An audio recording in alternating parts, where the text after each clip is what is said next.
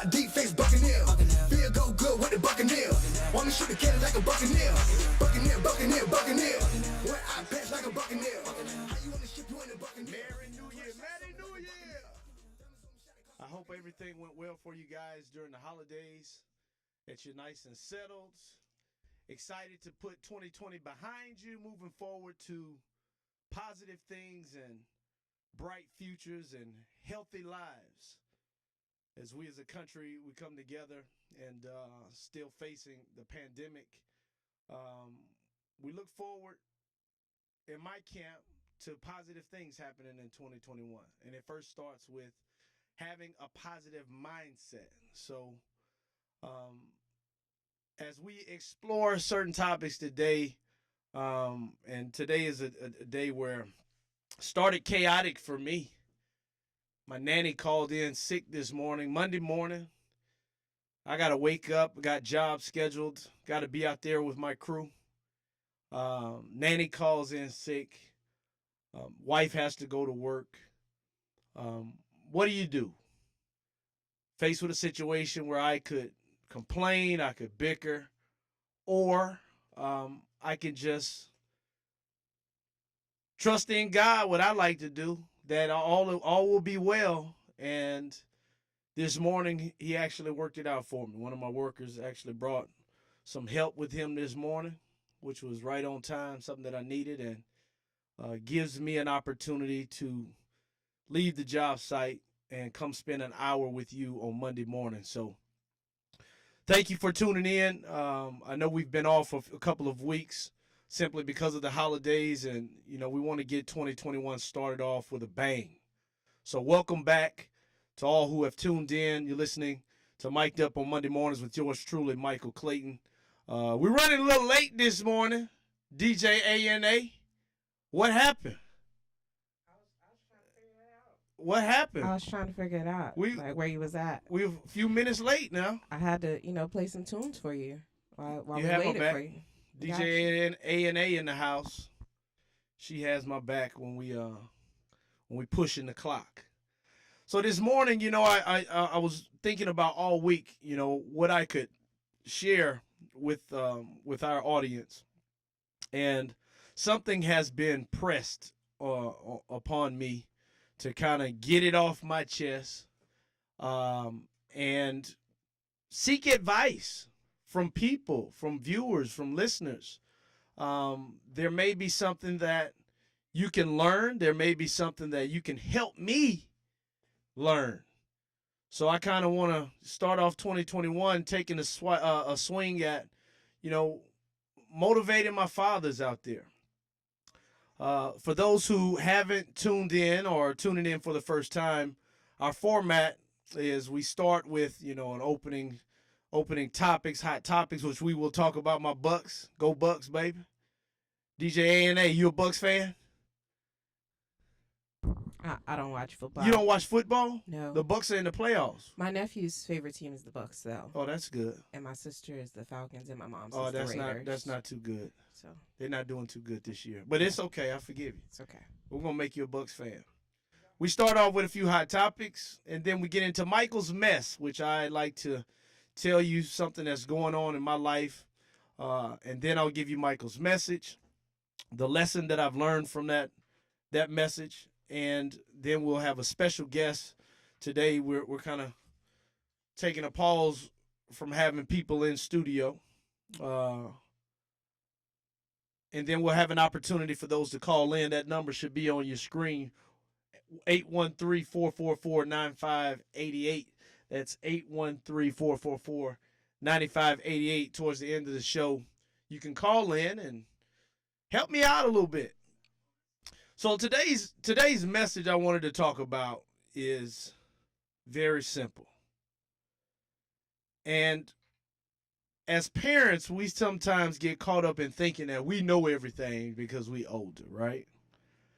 And a lot of times we have to do a self-evaluation of ourselves to make sure that our relationships with our kids stay healthy and that are intact in a way where it would be beneficial to your children once they come of age. So the title of today's message is Finding Fault in Fatherhood. And this is just something that just came to me simply because, what I'm going through is I feel like I know what's best for my children. And I'm a father of 5, and I've had time to see things kind of come full circle. I have a 19-year-old daughter. I have a 14-year-old daughter. I have a 12-year-old son. I got a 3-year-old daughter. I got a 2-year-old daughter. A lot of estrogen in my house. And I've had to learn how to do things differently. I had to reevaluate myself to see how I did things wrong. And the price that I'm paying now, 19 years later, 14 years later in some cases, that I wish I had done things differently. So my goal today is to, one, motivate people, especially young adults, the repercussions that come along with being a parent, making sure that you're doing it responsibly, that you are in the confines of a marriage or a relationship, so that that child has the best atmosphere growing up to lean on and keep them stable throughout life. We need that in our community. We have too many broken homes. So when I was thinking about what I was going to share this week, it was only right for me to share exactly what I'm going through at this moment and have been going through for, probably about a month now. And off and on over years. Now, I told you I got 4 daughters. I have 1 son. And I started being a parent at a very young age. I was 19 years old. I was a freshman in college at LSU, playing football. My high school girlfriend got pregnant. And unfortunately, we weren't together when all of this came about. Our relationship was, we ended our relationship when I got to college. So I had to live a life, when my daughter was young, keeping her 3 days out of the week, every other weekend. I literally brought my daughter to class with me at LSU, would put her in a car seat 3 days out the week, in my night classes on Friday. Early morning classes, I would have her take a bottle, and she would be quiet while I'm sitting in algebra. These are the types of responsibilities that I had to take on as a 19-year-old.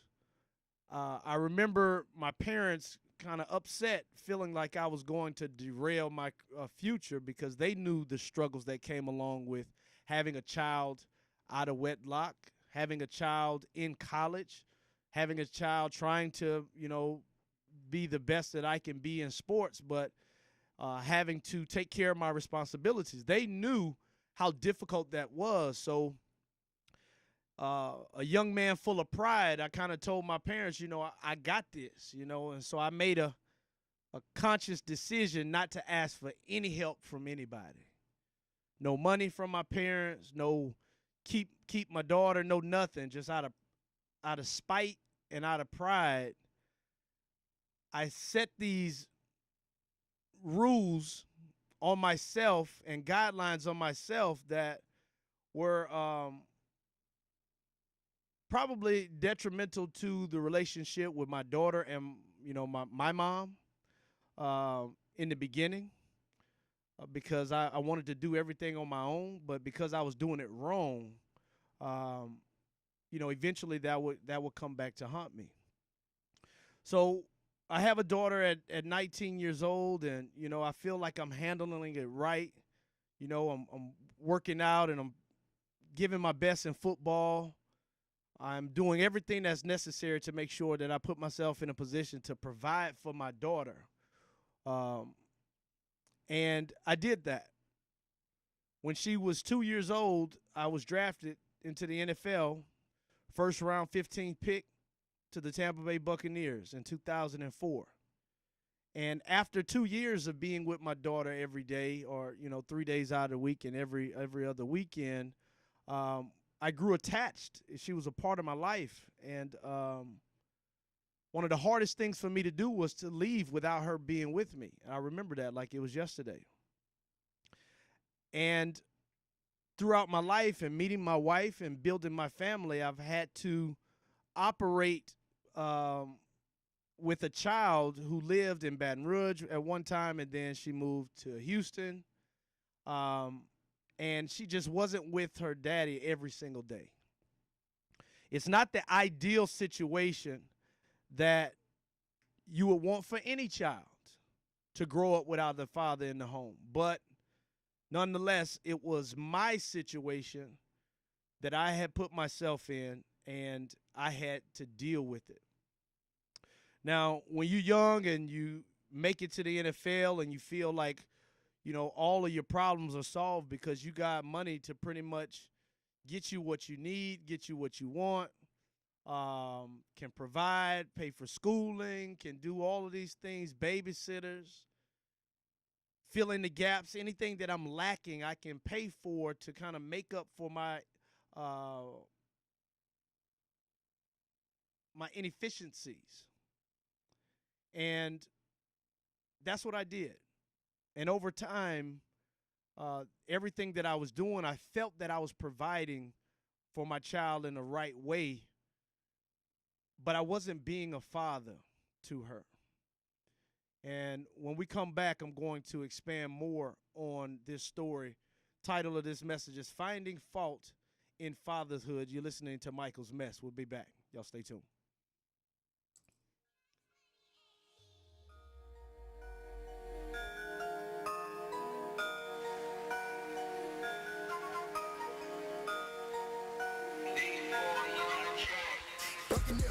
Buccaneer. One eye patch like a Buccaneer. How you on the ship, you ain't a Buccaneer. In Touch Radio, where you can listen to a cruising flow of smooth soul and jazz, today's R&B, a fun touch of hip-hop and gospel. All my music on one station. Giving you a buffet of music, news, and entertainment. We're In Touch Radio. Hello, Kubo. What have you got planned for today? Come on, this way. Adventure can be found anywhere, but the best place to start is in the forest. It's the most powerful magic there is. Head outside to discover incredible animals. Wow. And beautiful plants that come together to create an unforgettable adventure. So grab your loved ones and explore a world of possibilities. Visit discovertheforest.org to find the closest forest or park to you. Brought to you by the Ad Council and the U.S. Forest Service. My teacher said that we should have a plan in case of an emergency. Do we have one? First thing I'm gonna do is grab a flashlight with dead batteries. I'm going to start randomly throwing clothes in the bag. You two will be hiding in the closet and Dad won't be able to find you. And that's when we both start crying. Uncontrollably. Can you pass the cutlets? Winging it is not an emergency plan. Make sure your kids know what to do during an emergency, who to call, where to meet, what to pack. Search Ready Kids at nyc.gov or call 311. Brought to you by the New York City Office of Emergency Management and the Ad Council. In Touch Radio. This is Joel Sylvain And Kevin Carr. and we're with Power Moves, where celebrities, athletes, key influential executives Influencers. share how they make money, how they attract power, and how they earn respect. Come join us every Tuesday at 8 p.m. Power Moves. On In Touch Radio.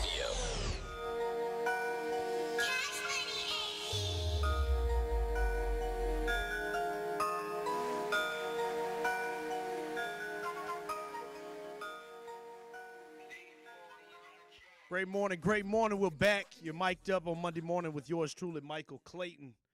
The title of today's message is Finding Fault in Fathers or Fatherhood. I was telling the story about me having a child at 2 years old and the things that were required of me to be a father. When my daughter was 2 years old, one of the toughest things for me to do was to leave her when I got drafted to the Bucks. And because I came into money, I felt that I could fill in the gaps and pay for all of those things, those inefficiencies that I had, that I could pay for those things, pay for nannies, pay for toys, pay for trips, pay for all of these things, and then that would kind of make me a better father. And there are some things that transpired as my daughter would grow and as I played in the NFL that would happen that I did wrong. So because I wanted my daughter always to feel accepted in our home in Tampa, once Tina and I were married and we had other kids, it was tough when my daughter got older, when she would do things, it was tough for me to discipline her because I felt that I needed to make up for that time that I was away from her. And it was always a juggling act for me. Giving my oldest daughter leeway, who's 4 years older than my next youngest child. Letting her do things where I wouldn't let my daughter, who's 14-year-old now, I wouldn't let her do. And it just kind of caused this wedge in not only in my relationship with my daughter, my children, but it put a wedge between my wife and I, because I was treating the kids different, because I felt like I had to make up for that time that I was away, and that I didn't want to fill that time and space with discipline and correction and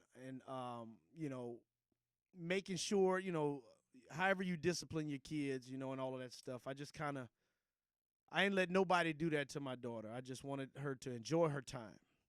And I look at that now, now that she's 19 years old, and I see how much of a problem I created thinking that I was doing the right thing. It's very important, first of all, as a parent, that you parent your children at all times, that you show no respect of person, that regardless of if they're in the home or not, that you set certain guidelines and you stick to those standards no matter the cost. Because in the end, you create bad habits that grow and fester and turn into monsters 19 years later. And these are issues that I created as a father.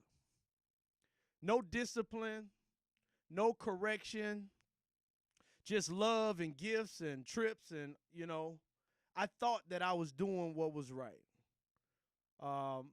When I was young, I didn't know at the time the component of being a responsible parent. The parent that I saw my parents be to me, they were well into their 30s when I was growing up, and into their 40s when they were growing up. My kids are now 19, and I'm not even 40 yet. So I'm 15 years younger, or 12 years younger than my parents were. So I'm seeing life and parenthood through a different lens than they saw it. And I felt like I was being responsible. I felt like I was doing what was right by my child, but I was doing something that was a hindrance and something that was wrong. As my daughter grew up, I'm now faced with a situation where she's in college now. And I remember, and we've had our little spouts as a family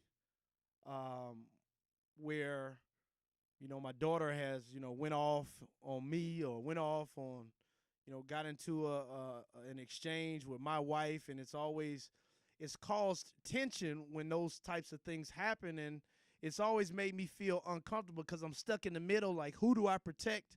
I protect my wife. I protect my children. It was always a very compromising situation for a father to be in. And like I said, I take full responsibility simply because I decided to have a child at 19 and not be married. So this is what came along with that process. My purpose is to tell young people things that you may not think about. At the time, it's an enjoying moment.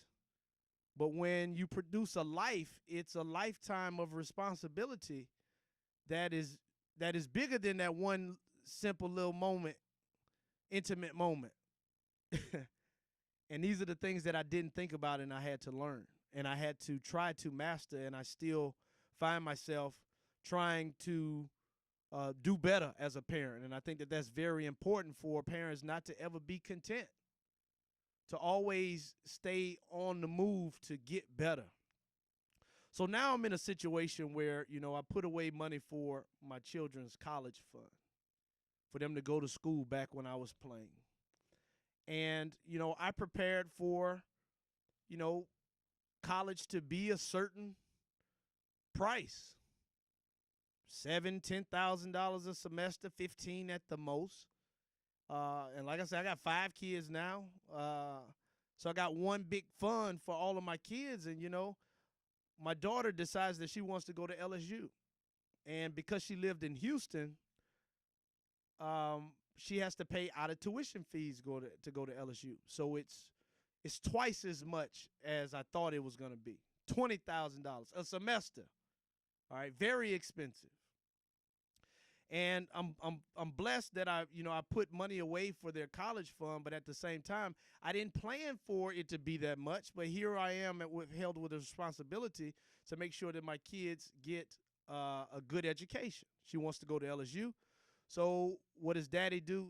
Daddy always gives your children anything that you want, even if it's not the best thing financially, or even if it's not the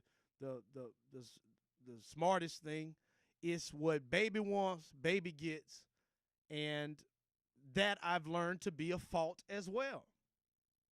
It's not about, and with me, it was more so a pride thing that I went to LSU.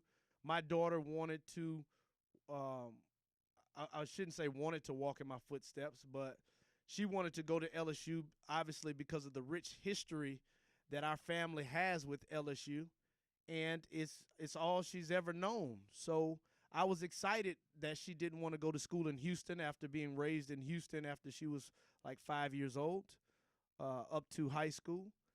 And she wanted to go to LSU. So Daddy's going to make it happen.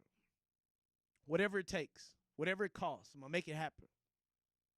Think about the problems later, but baby girl got to get what she wants. So I do that. First semester, boom, $20,000. We put it up. We get her in school. She's doing well. Get her moved in. She's doing well. Now, the first time ever that my daughter has spent Christmas with us was supposed to be this past Christmas. It's crazy I'm saying this because my daughter always was with us in holidays. I just never wanted to. I never wanted to separate my daughter from her mom. So I never wanted to be that parent that says, this is my day.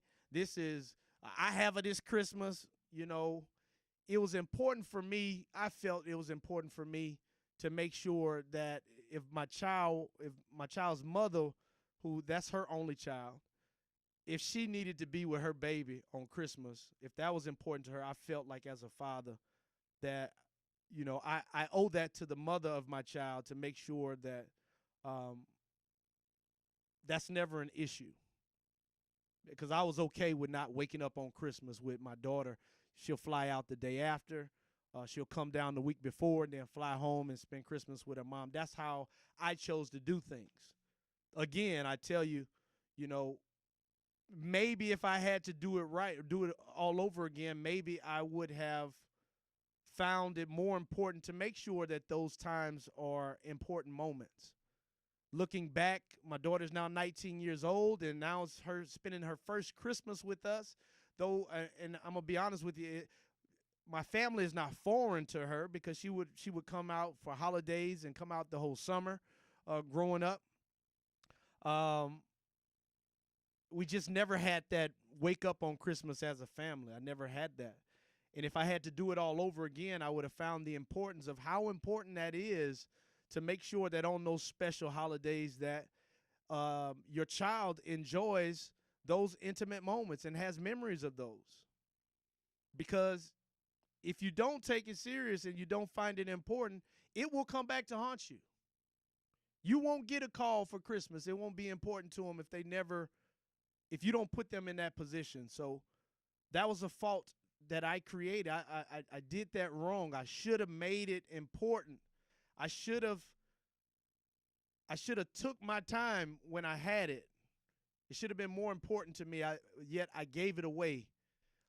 And I feel like if I had an opportunity to do that over again, I would have made sure that my child was with me more than she was on those special days, opposed to just giving those days to mom. Those days meant something, and I missed out on it, making a decision, thinking that I was looking out for her best interest. And I just feel like after years, I would have done that differently. Well, my daughter goes to LSU, and now we're in a situation where it's time for her to pay her tuition, another $20,000.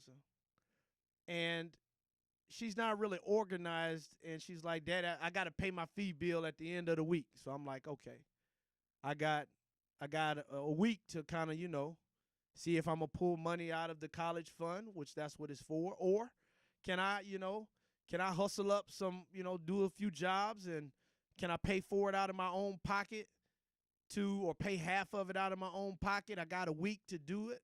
I work in a job that I can make that kind of money very quickly. Just a little sweat equity, and we can do it.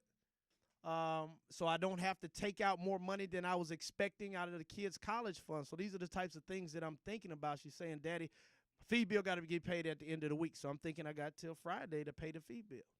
Well, she wakes up on Monday with an attitude. And she says, my fee bill need to be paid tomorrow. You just need to write the check, with an attitude. And I'm like, wait a minute, young lady. And it all hit me that my daughter's whole life, every time she would get in one of these funks, I always would let it go. I would kind of stop it and, hey, you're not going to talk to me like that. And then shortly after, we going to the mall. I got to make it right with my baby girl. I never kind of handled those types of situations right. No discipline. And now that she's grown, she's developed this habit of talking to me any kind of way. And now that she's 19, she did it at one of the important moments in her life, and I just felt that it was time to learn a lesson, and I felt like I've put myself in a corner. When we come back, I'll finish up with Michael's mess and give you a message of what I've learned from growing up, being 19 years old, and becoming a father at 19 and finding all of the faults that I've been through in my life. Y'all stay tuned. We'll be right back.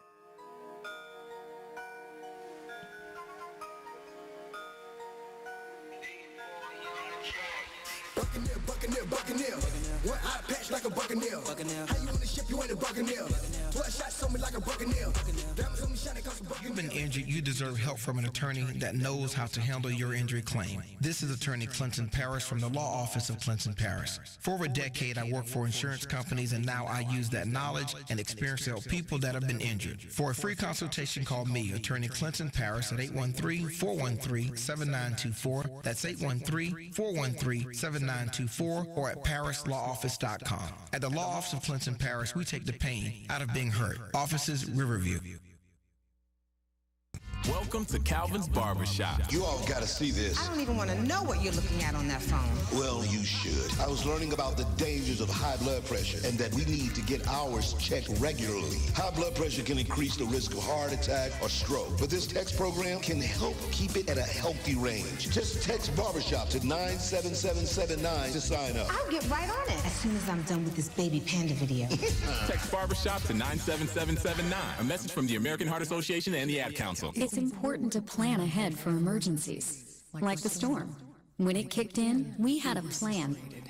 We were able to get in touch with each other in no time. The whole experience was fine. If there's one piece of advice I'd offer other moms out there, it's to stay calm and keep to the plan. Some parents plan ahead, some don't.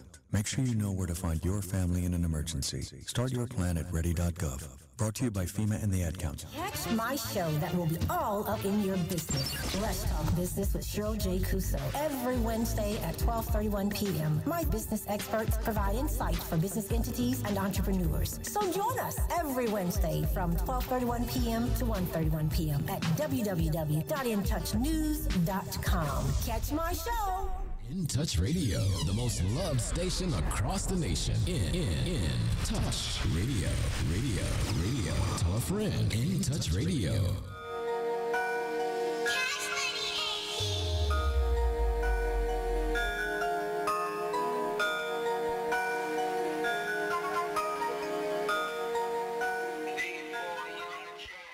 Great morning.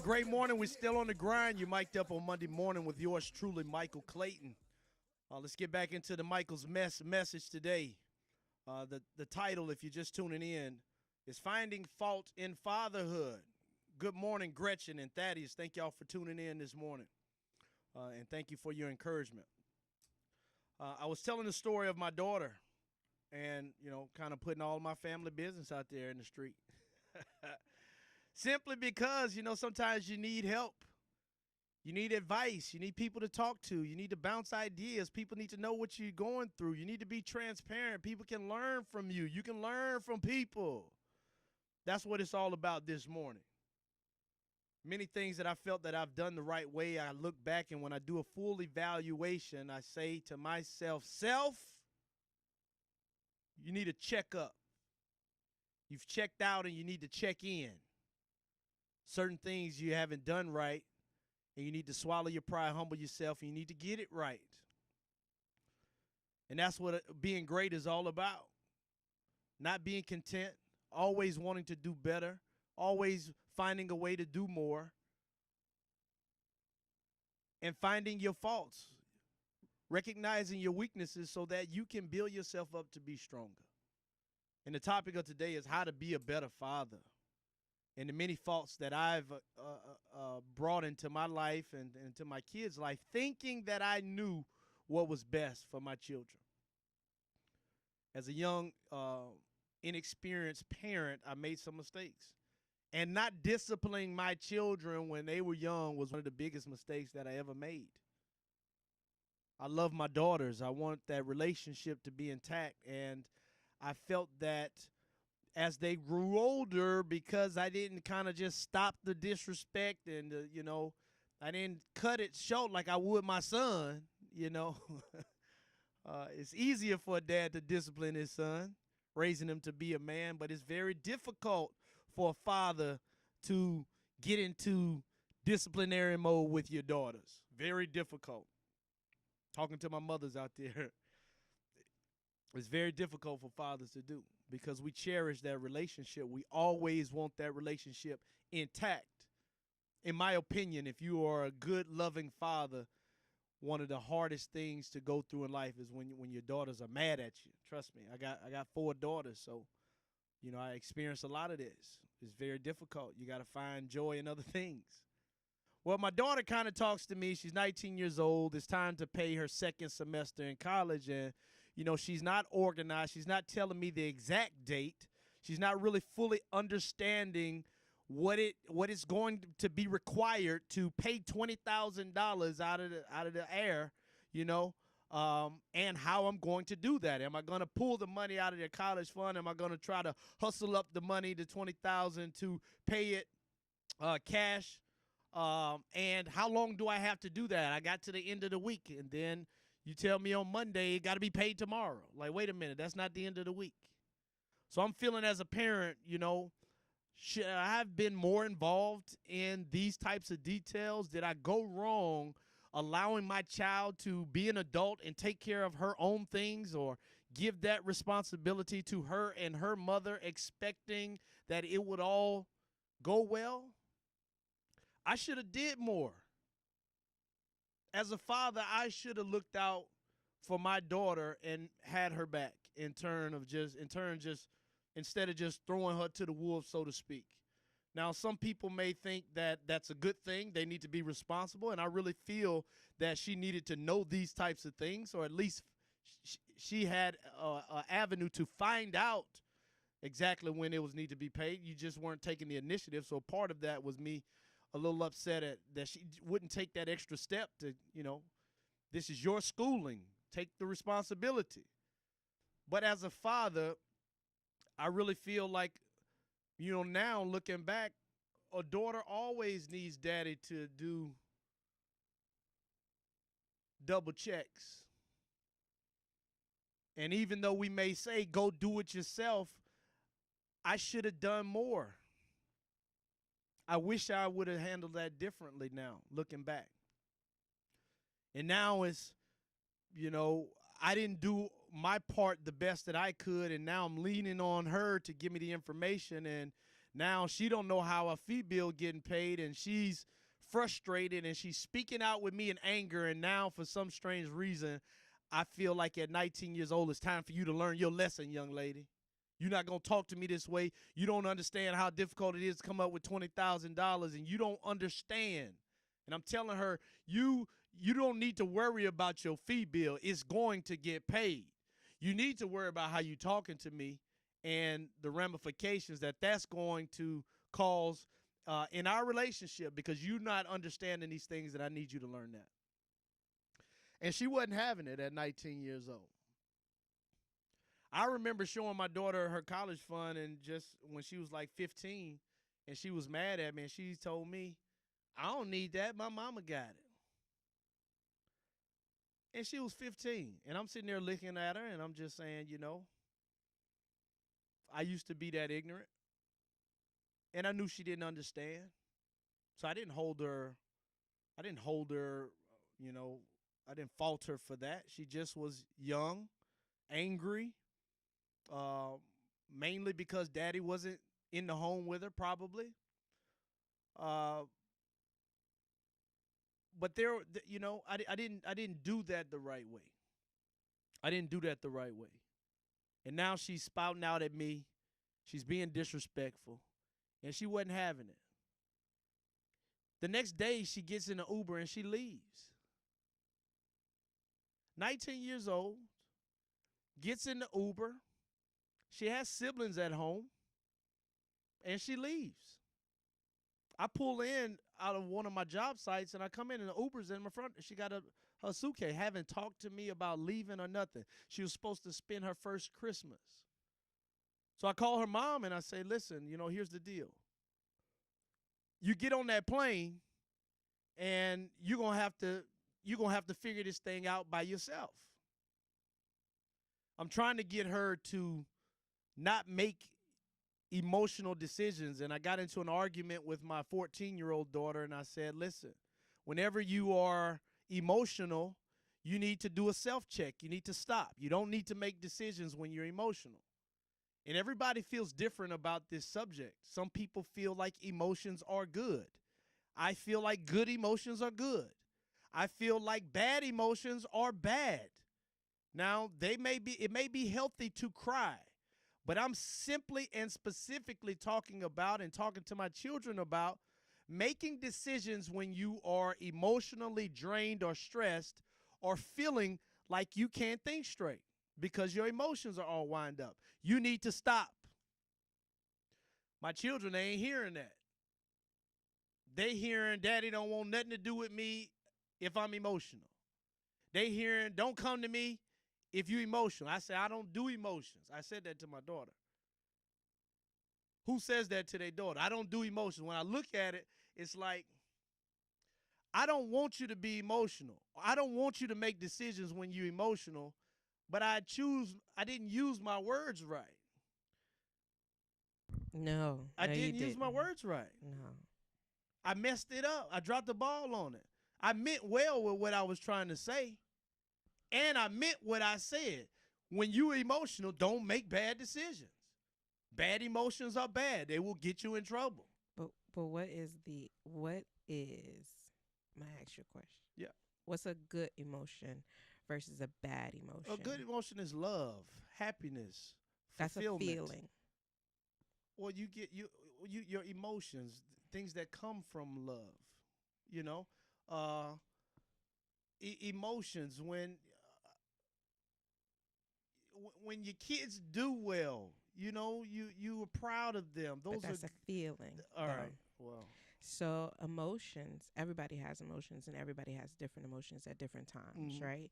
So if you are telling them that you do not do emotions, then when can they be comfortable in their emotions, right? They have to be able to honor themselves. They Right. have to be able to say to you, Dad, I'm sad, Right. or Dad, I'm angry, Right. or Dad, I feel neglected, or Right. Dad, I feel this type of way. And you have to come from a space of, okay, I can understand that. Why do you feel that way, Right. right? And that may be a chance for them to be able to sit there in that emotion, Yeah. right? And go through that with you and not make the decision that you are anticipating that they will make because of the emotions. Right. Right. Absolutely right. I 100% agree with you. And me being young and dumb feels like it's an easy fix. Telling a child, I don't want to deal with no emotions. I've been married 15 years. Emotions been giving me the blues. Don't you deal with your wife's emotions? I do, and I don't like it. Okay, but she has emotions and I you know, deal with her I know. emotions. And sometimes I can't stand it. Okay, but children are people too, I know. right? They right, are. so they're entitled to their emotions I and they're know. entitled to feel how they feel. And even when you feel like you caused that emotion or you're not the cause of that emotion, it should be an open space where they're able to communicate their emotions with you and not feel like you're going to shut them down because you don't want to deal with the Right, emotion. Right. And those are the details. Those are the details where I want to get to. We feel like we're doing the right thing. You're trying to help your kids out.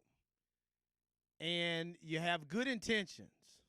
I want you to be protected. I don't want you making bad decisions when you're emotional. I want you to think about that. But because I have no empathy, because I have some kind of wall and fault in me that has built up that just when emotions are involved, I don't like to deal with it, and it's a problem that I have. It's a problem that I have because I want to be strong. Things are going on in the family. Mother-in-law is dealing with cancer. Family is emotional. Morale is down. As a man and a man of the house that has to carry the weight on your shoulders, I've drawn this wall and say, gotta be strong, can't be emotional. Gotta be strong. And at the end of the day, it's caused me to put a block up where it may have caused a problem, communication problem with my children. Finding fault in fatherhood is the title of this message. Nobody's perfect. And I'm only saying that to tell you this, at some point when you recognize that you've done something wrong, it's important to make it right. You can't just let things linger. And I think that a part of me getting this off my chest is helping me get the knowledge that I need so that I can have a healthy conversation with my daughter. I told my daughter after she left, listen, you're going to have to figure this out if you leave. Now, I'm giving her ultimatum, which probably wasn't the smart thing to do. And she left. She wasn't hearing that, wasn't controlling her. And I'm saying, well, listen, you let me know how it goes. You figure it out. That girl got her alone quick. I don't need you, Daddy. And I'm sitting like, uh-oh. Done backfired. So now what you do? I'm texting her every day. She don't want to talk to me.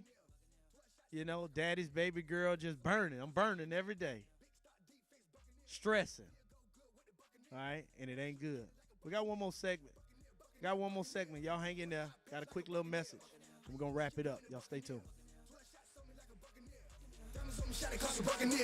Big start defense Buccaneer. Feel go good with the Buccaneer. Want me shoot a cannon like a Buccaneer. Hello? It's Madam CJ, and I want you to listen to Trap Talk Radio at 8 p.m. every Thursday right here on In Touch News, www.intouchnews.com.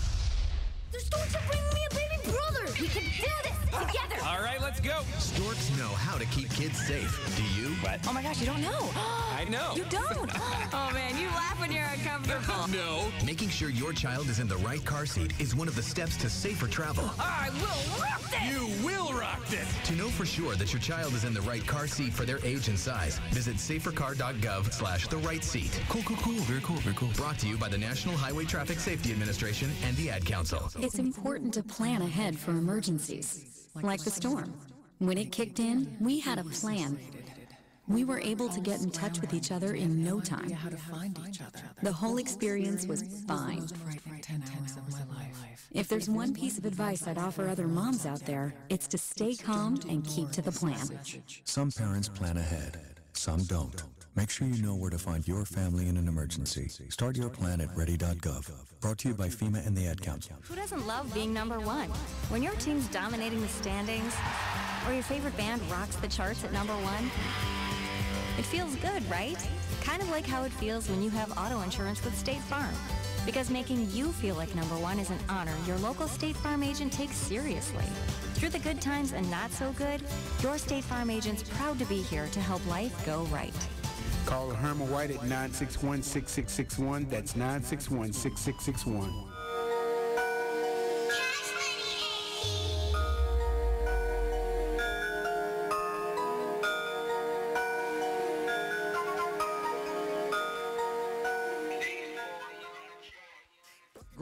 Great morning.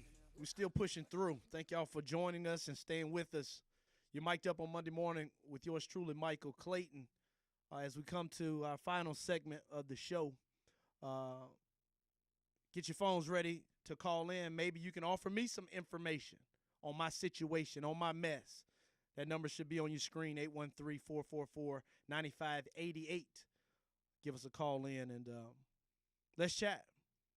Well, my daughter, I told you, she left. She wasn't having that. I gave her an ultimatum. Listen, you're going to have to figure it out if you leave. You know, you got siblings, you got a family here, and you just going to up and walk out on them. And, you know, she was emotional.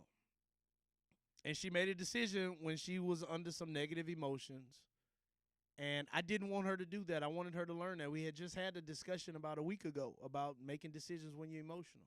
But she didn't receive that conversation. She heard something else. I said something wrong. And now she just up and leave out of nowhere. Didn't communicate, just up and leave. And she's telling me I'm going to figure it out. I'm like, all right, you grown now. You're 19 years old. I'm going to give you exactly what you're asking for. So we're about to learn this lesson. So I tell her, you know, you call me and let me know how it's going, how I can help you. And if you got it, then, hey, you got it. That's the decision you got to make. So she went out and she got her fee bill is paid somehow. I don't know if she got a loan. I don't know if her mama paid it. And I'm calling her to, you know, to kind of, you know, tell her that, you know, I still want to help her. And if she's taking a loan, I want to give her, you know, her money for her college, but she's not answering her phone right now. And she's not communicating. She's confused. She's confused right now. She did call me to apologize. Her apology went something like this. I'm sorry for telling you don't talk to me. I'm sorry for disrespecting you. And do you think you can give me, let me control my college fund, let me and my mom control my college fund? That was her apology to me. I said, absolutely not. That wasn't an apology for me. She thought it was, but it wasn't. We got to call her. Let's do it. Hello, you on the line with yours truly, Michael Clayton. Who do I have the pleasure of speaking with this morning?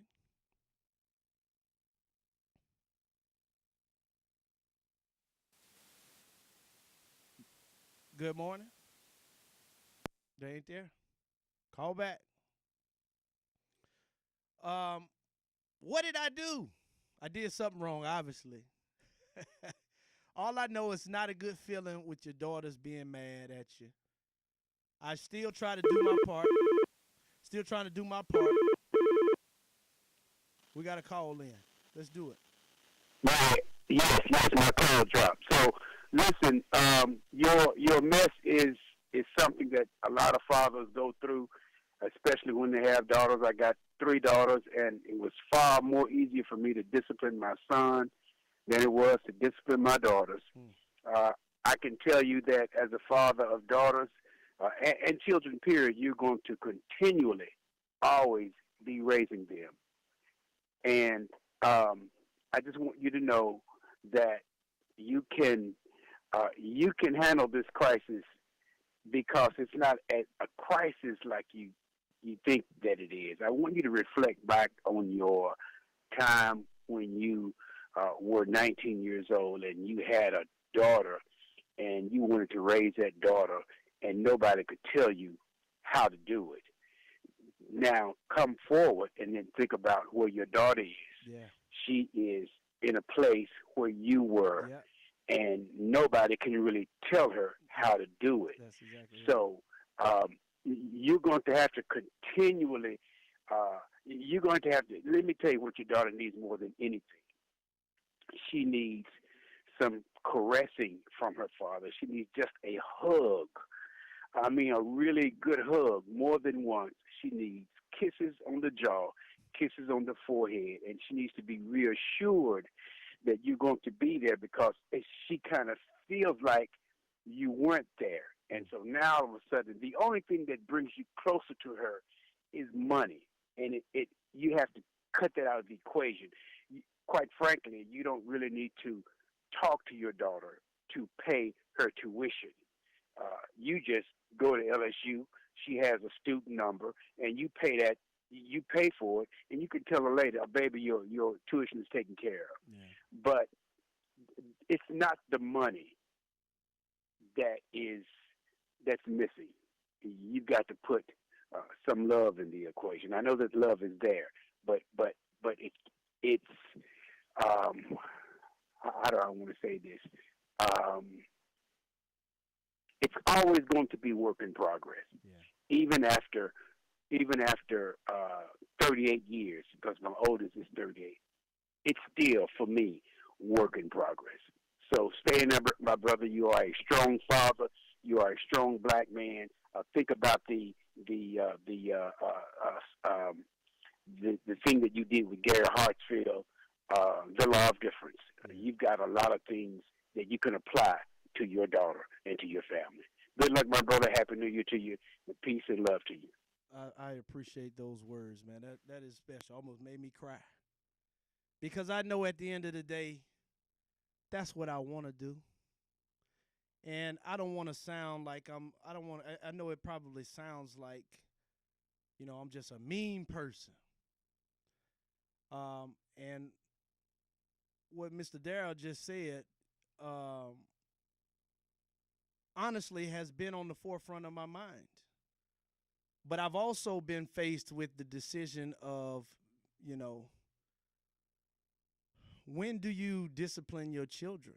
How do they learn if it's not a teachable moment? It's like I've always felt that, man, that would have just been so easy to do. But that's what I've always done. I've always just give in and give them whatever they're asking for. And I just felt I've in this situation, I felt more stressed had I given in because she still had an attitude. She was disrespectful still. And I wasn't stressed. I could feel the stress when I'm at odds with my children.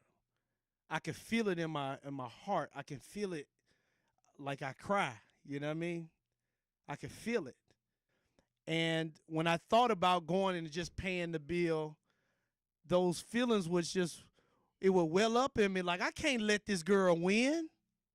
What is she winning? Like her attitude and being disrespectful, and that to me I would say that spirit. But is she really winning though? Is that really a win? Well, for her? I've just felt like that attitude was controlling me. That's what I felt. But you've allowed her to control you. And that's how it's always been. I've always allowed that spirit or that way of how she's carrying herself to control me. I always have given in, and that's why I wanted to bring this up. That's one of the faults that I have created in my life, of giving in. And now I'm in a situation where you don't want to give I don't want to give in. So you have to have a conversation. So I got to have a conversation. A real conversation. Yeah. And I offered to still, you know, I texted her and I said, listen, I want to send you your money. But I couldn't get away from being a disciplinarian. So I was like, you know, if you're going to continue not to talk, if you're going to continue to be disrespectful, I will give you the money for your college for this year so that you don't go in debt.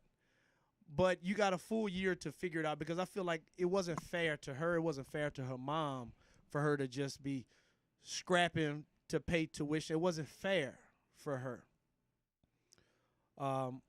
But I just felt that at 19 years old, it was time to, you get what you're asking for, and here's the situation you wanted, and you're controlling it. And like Daryl said, I remember when I was 19, you couldn't tell me nothing. And she is your child. And yes? she's my child. So I can't. Now she act like she don't even want me to pay. And so I'm stuck between a rock and a hard place. And yes, it is. I don't say stressful, because I stay prayed up. I pray every day for my children. I pray for this situation. I hope that those who are listening pray for me, because I know that at the end of the day, all is going to be well, because I love my child, love all my children.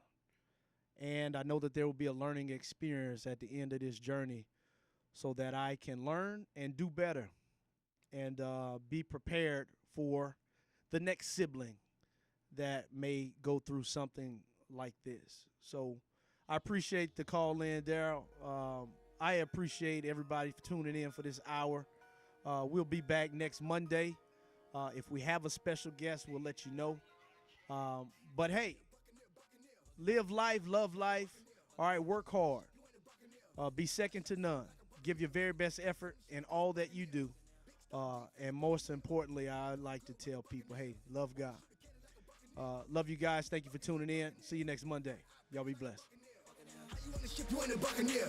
12 shots on me like a buccaneer. Diamonds on me, shot it cost a buccaneer.